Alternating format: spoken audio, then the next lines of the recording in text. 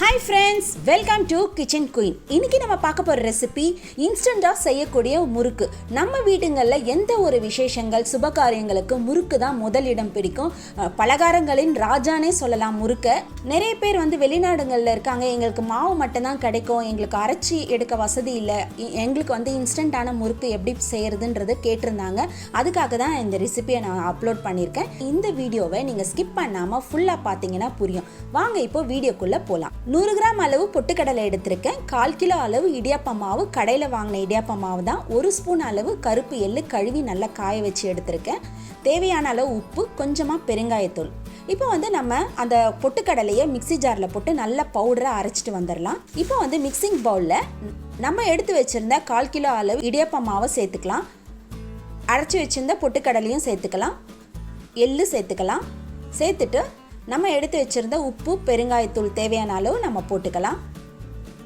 போட்டுட்டு நல்லா கலந்து விட்டுருங்க. ஃபஸ்ட்டு அந்த பொட்டுக்கடலை மாவு, எள்ளு, உப்பு எல்லாம் சேர்கிற மாதிரி நல்லா கலந்து விட்டுருங்க. ஒன்று சேர நல்லா கலந்து விட்டிங்கன்னா கரெக்டாக இருக்கும். உப்பு நீங்கள் பார்த்து போட்டுக்கோங்க.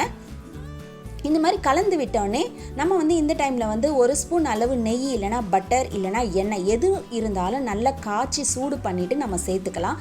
1லேருந்து 1.5 ஸ்பூனுக்கு மேலே நீங்கள் சேர்க்காதீங்க, முறுக்கு கலண்டு வந்துடும். அதனால் ஜாஸ்தி சேர்க்காதீங்க. இந்த மாதிரி சூடாக இருக்கிறதுனால 1 ஸ்பூன் வச்சு நல்லா கிளறி விட்டுக்கோங்க. கிளறி விட்டுட்டு நம்ம இப்போ இதை நல்லா முறுக்கு மாவு பதத்துக்கு பிசைஞ்சிக்கணும். நல்லா சூடு பண்ணி கொஞ்சம் வெதுன்னு இருக்கிற தண்ணீரை நீங்கள் பிசைஞ்சிங்கன்னா முறுக்கு ரொம்ப நல்லாயிருக்கும். ரொம்ப சூடாகவும் இருக்கக்கூடாது, தண்ணி நல்லா வெதுன்னு இருந்தால் போதும்.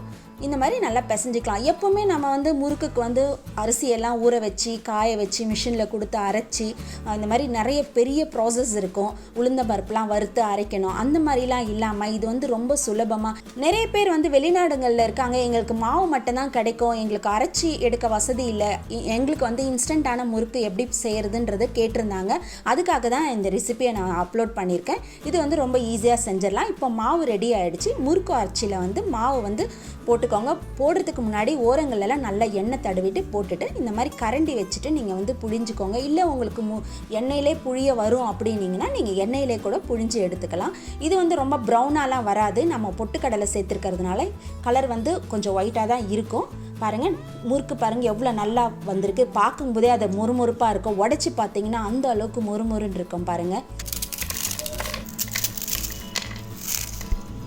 அவ்வளோதாங்க, நம்மளுடைய இன்ஸ்டண்ட்டான முறுக்கு சூப்பராக யம்மியாக ரெடி ஆகிடுச்சு. நீங்களும் இதை உங்கள் வீட்டில் செஞ்சு பாருங்கள். உங்களுடைய ஃபீட்பேக்கை என்னுடைய கமெண்ட் பாக்ஸில் போடுங்க.